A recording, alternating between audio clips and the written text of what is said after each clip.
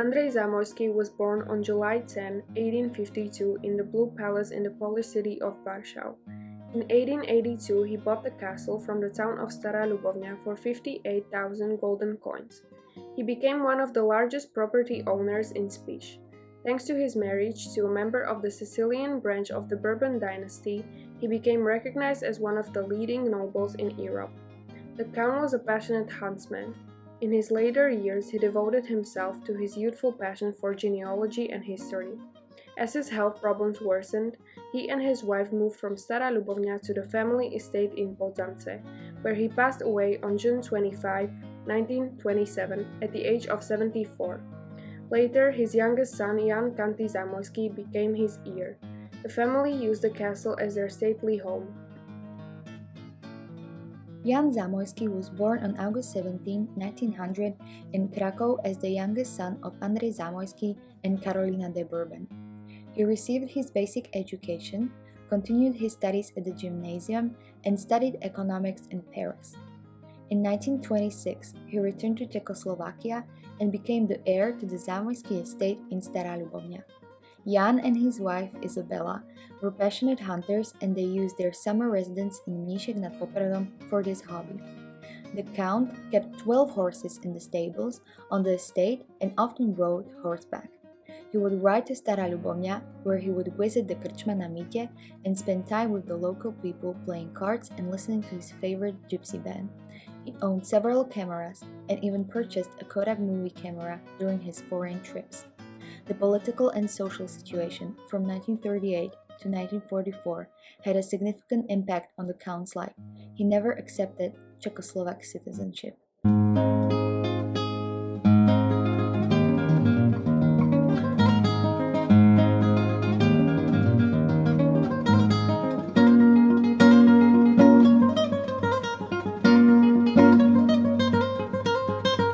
4 children were born during their marriage.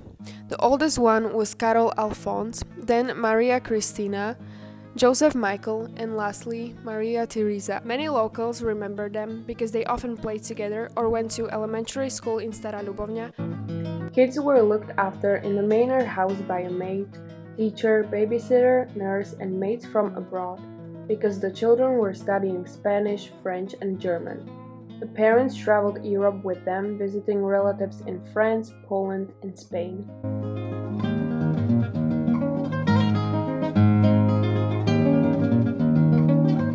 Sme tu s Marianom Čižinským, správcom hradu, ktorý nám povie niečo o tejto rodine Zamoyských. Takže vedeli by ste nám niečo povedať o Janovom detstve a jeho súrodencov? Jan sa narodil v roku 1900 a bolo to jedno z 8 detí svojho otca, pána Andreja Zamoyského a jeho španielskej manželky, princeznej španielskej Karoliny de Bourbon. Detstvo rodina vždycky brala veľmi vážne, to znamená, že mali prísnu výchovu. A ak to bolo aj nevyhnutné, otec ich trestal napríklad takým spôsobom, že ich posadil na vysokú lavicu, z ktorej sa báli zoskočiť, pretože to pre nich bolo vysoké. Okrem iného samozrejme absolvovali prestížne školy naprieč celou Európou, to znamená, že ovládali niekoľko jazykov a zároveň boli pripravení do života po stránke ekonomickej, ale aj politickej a ďalších. Ako sa spoznal Jan s Izabelou? No, o tom sa traduje niekoľko verzií. Jedna z tých, povedzme, takých najpriateľnejších, že sa jednalo o dohodnutý sobáš. Ale existuje druhá, ktorá hovorí, že táto svadba skutočne vznikla spontánne, respektíve tento vzťah, pretože pri jednom z takýchto stretnutí týchto rodín sa do seba zahľadeli a bola z toho láska ako hrom. A vedeli by ste nám povedať, koľko mali detí a kde ich rodina sídlila? Samotná rodina po svadbe sa usídlila v kaštieli. Je to dnes administratívna budova zo 17. storočia, kde sídli riaditeľstvo. A v tomto kaštieli priviedli na svet, respektíve rodina mala 4 deti, 2 dcéry a 2 synov. A aké boli nejaké ich obľúbené voľnočasové aktivity alebo koníčky? Ak hovoríme o deťoch, tak samozrejme okrem školy, tak boli zamerané skutočne rôznorodo. Mali vlastnú vychovávateľku, zdravotnú sestru a aj kuchárku, ktorá dohliadala na základné veci. A čo sa týka voľnočasových aktivít, presne také isté ako dnešné deti. V lete samozrejme kúpalisko vo Vyšných Ružbáchoch, na tobogáne, prvý, ktorý bol v Československu zaznamenaný. Taktiež sa jeden z nich, Karol, napríklad venoval poľnohospodárskej činnosti. S chlapmi vyrážal na pole, kde mal vlastného oslíka, káričku, ale aj náradie pre seba, keďže bolo dieťa, tak prispôsobené svojej veľkosti a pripravoval sa teda aj na klasickú hospodárskú činnosť. Dievčatá, tak ako to bolo zvyčajné. Dievčenská škola alebo výchova ku materstvu, ku deťom a vlastne k oddanosti manželov. Do akého roku ostali sídliť v Ľubovni? Samotná rodina sídlila v Kaštieli pod Hradom do augusta roku 1944. Dôvod, pre ktorý nakoniec odišli, bol postup vojenskej fronty smerom z východu, teda z Ruska, zo Sovietskeho zväzu, smerom na Berlín, na oslobodenie. Rodina dostala v tom čase avízo, že práve táto vojnová línia nebude priateľná a tak viac menej z tohto logického uvažovania odovzdali správu majetku dôveryhodným osobám. Jedná sa o ľudí, ktorí by po skončení vojny im tieto majetky samozrejme vrátili. Lenže samotná rodina potom musela po vojne vycestovať, bolo to do Španielska, kde sa usiedlili a tam už rozvíja sa ďalšia história rodiny. Áno, a kedy zomrel Jan s Izabelou? Samotný pán Jan Zamoyski zomrel v roku 1961. Stalo sa to v Monaku, je tam aj pochovaný a čo je zaujímavé, zomrel v úplnej chudobe. On totiž ako šľachtic zastával názor, že žiť na vysokej nohe pre šľachticov je niečo ako povinnosť. A jeho pani manželka, hoď ho finančne podporovala, tento biedný jeho stav životný naozaj nedokázala zvrátiť. Samotná jeho pani manželka Izabela zomrela v roku 1985. Rodine nikdy nechcela byť na príťaž. A hoď dokonca zabezpečila samotná rodina kráľovská, že sa o ňu starali, zomrela skutočne veľmi skromne, v odlúčení od rodiny v kláštore, kde sa uchýlila, ale tesne pred smrťou ju nakoniec rodina prehovorila a zomrela v okruhu blízkych rodinných príslušníkov. A ostali ešte nejakí potomkovia rodín Zamojských, ktorí žijú? Jan s Izabelou mali 4 deti, áno, je to pravda. Ako prvé ich opustila ich dcera Kristína v roku 1959, teda 2 roky pred otcom. Syn Karol zomrel v roku 1979 a pán Jozef, ktorý nakoniec aj prevzal agendu rodinnú, zomrel v roku 2010.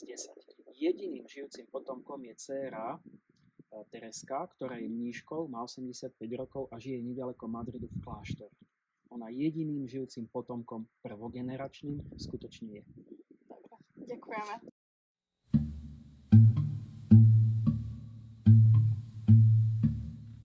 Jan Kanti, thanks to his marriage, was closely related to European royal families. Therefore, he mainly used the castle for representation. Thanks to his wife's wealth, they could take care of maintaining the castle and also develop the nearby baths in Vyšné Ružbachy. Jan also enjoyed meeting members of the local intelligentsia. As part of this, he arranged a baroque palace to showcase his family and lifestyle. Since his father Andrew maintained contacts with Polish clergy and became a lover of history in his youth, he established a library located in the baroque palace, which was accessible to students of the seminary and Catholic schools in Poland. Jan inherited a large part of Andrew's library after his death.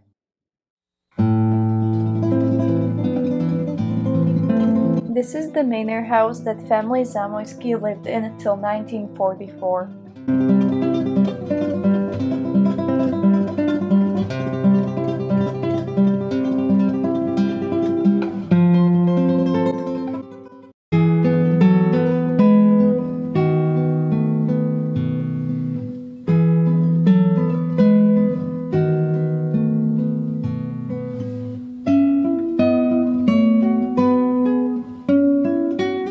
Zamoyski was born as the 7th child of Count Andrew Zamoyski and Caroline de Bourbon.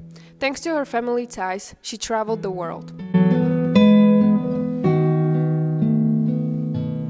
Rainier de Bourbon was the 9th child of King Alfonso de Bourbon Sicilies and Queen Marie Antoinette.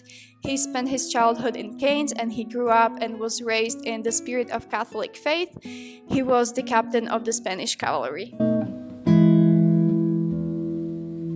Caroline and Daniel were destined to be together, and this is them on a wedding day.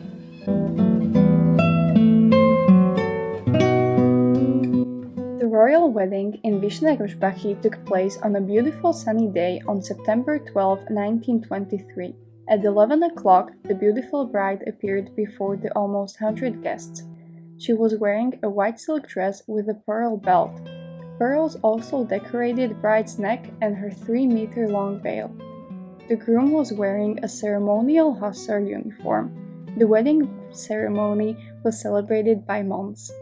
After the ceremony, the wedding party moved to the reception at the Balkan restaurant. It was decorated with green garlands with crepe roses with the coats of arms of both families. Gypsy music entertained the guests throughout the feast until the evening hours.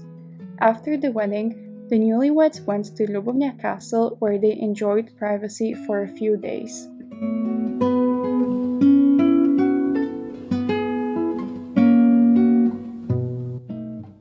This is the picture from the wedding day. Here we can see the bride's father, Andrew Zamoyski,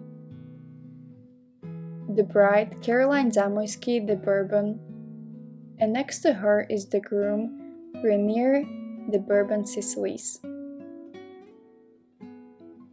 The groom's mother, Mary Antoinette, and lastly, the bride's mother, Mary Caroline.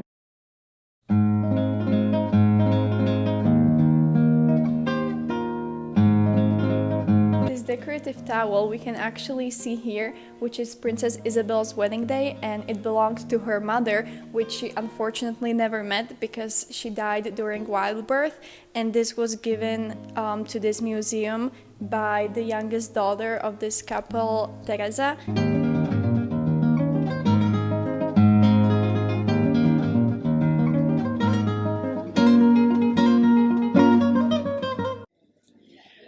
Takže posledným prvogeneračným potomkom bola Tereska, ktorá ešte stále žije, a preto sme sa skontaktovali s pánom Daliborom Mikulíkom, ktorý nám o nej povie trošku viacej. Takže prvá otázka, ktorú na vás máme, je, že ako dlho vám trvalo vyhľadať a skontaktovať sa s Tereskou? Ja by som začal najprv tým, že Tereska sa narodila v roku 1938 ako najmladšie dieťa princezny Izabely a Jána Zámojského. V 1944 ako 6-ročná odchádzala do Španielska do exílu.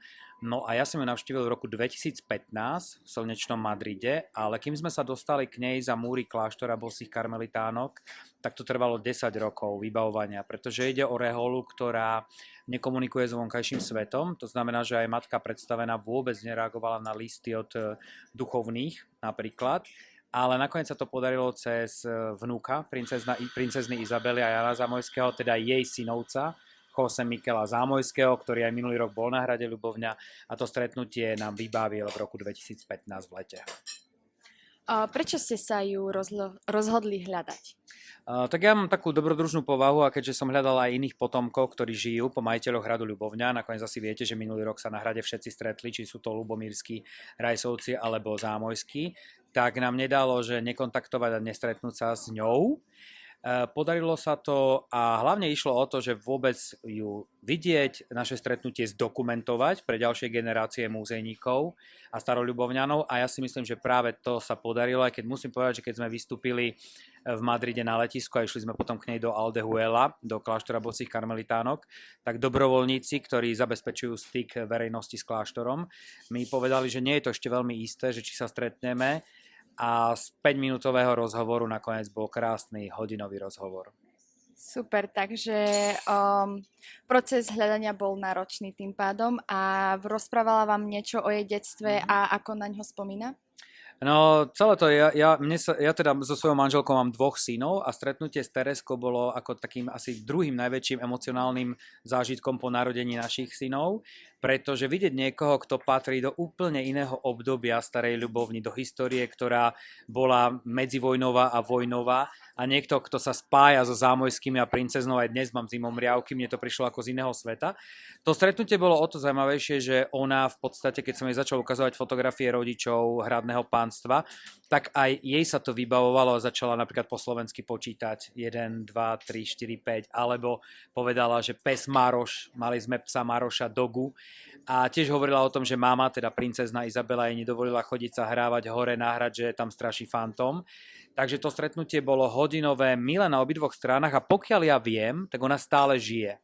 Ja už som ju potom posledných tých, vlastne už je to 8 rokov nekontaktoval, ale nám úplne stačilo to stretnutie, ktoré dokonca aj veľmi zaujímavo skončilo, tak dúfam, že sa spýtate aj, čo bolo z toho stretnutia. Tak sa môžem rovno spýtať, že ako vlastne skončilo to stretnutie? No, po tej debate, aby som to možno aj tým poslucháčom a divákom ozrejmil, tak tam sedela nielen Tereska Zámojská, ktorá tam pri sebe mala matku predstavenú a tiež mali novicku, ktorá ovládala anglicky a prekladala.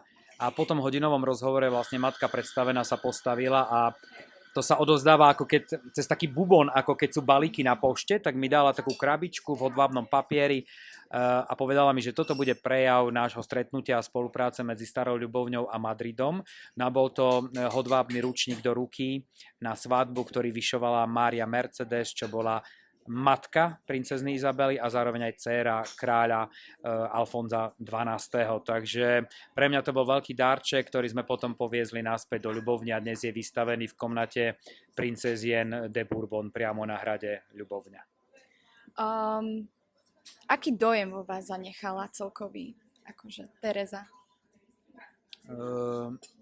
Myslím si, že trošku v takom dobrom slova zmysle som jej aj závidel ten pokoj, ktorý mala na tvári.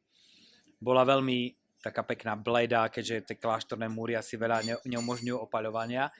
Dojem pokoja a pokory.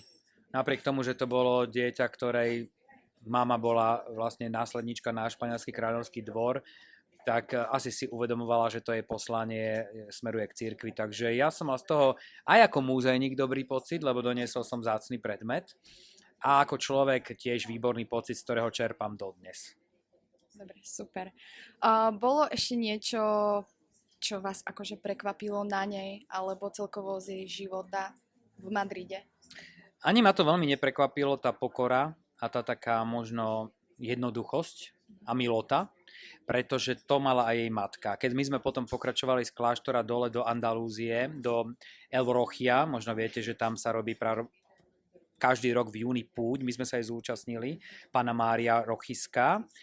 Izabela princezna práve na ňu dávala aj šperky a vôbec financovala celý ten kostol. Tak tam nám vlastne zase tiež mníšky z miestneho múzea dali, sestričky z miestneho múzea, nám dali taký leták o princezne Izabeli, že teda napriek tomu, že bola z kráľovského rodu, tak každý si ju pamätá ako dobrú, milú a pokornú, dokonca dávala ešte viac ako mala. Čiže myslím, že to sa prenieslo aj na Teresku a celá tá cesta bola veľmi dobrodružná, lebo ja som sa tam vtedy stretol aj s ich vnukom, José Mikelom Zamoyským de Bourbon i Navarro. Okrem toho sme navštívili aj cintorín v Seville a tiež aj v Madride, kde sú pochované ďalšie deti grofa Zámojského a princezny Izabely. Takže bolo to také, nazvem to, úspešná cesta po každej strane, po odbornej, ľudskej a dobrodružnej. Ďakujeme.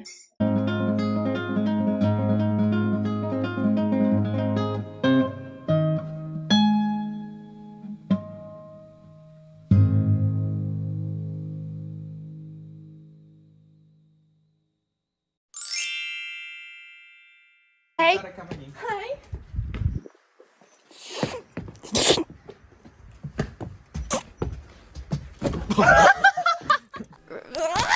Počkej, dobre. Počkej. Come on, dávaj. To je také super, joj. Pes. Ja budem najviac viete, kde v tom videu na tým vlúb.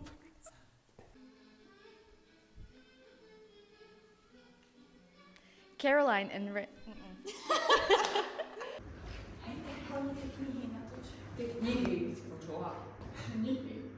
Tancovať cigánske tance?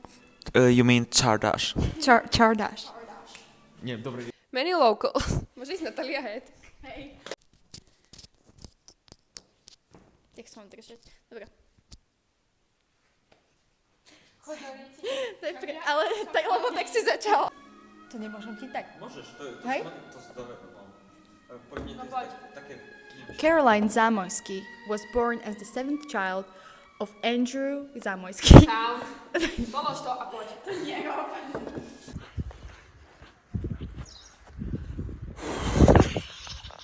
Toto je môj Kamarát Maroš.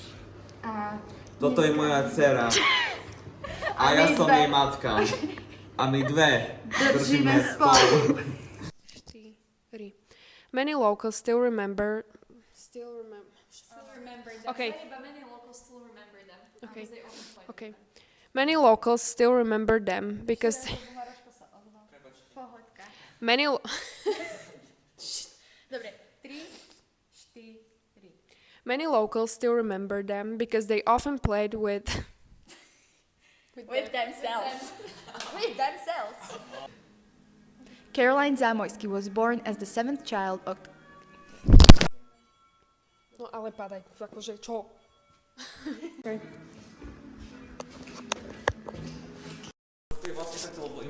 Ja! Cigánska hudba, takže to je Ďakujeme. Jo, na zdravie.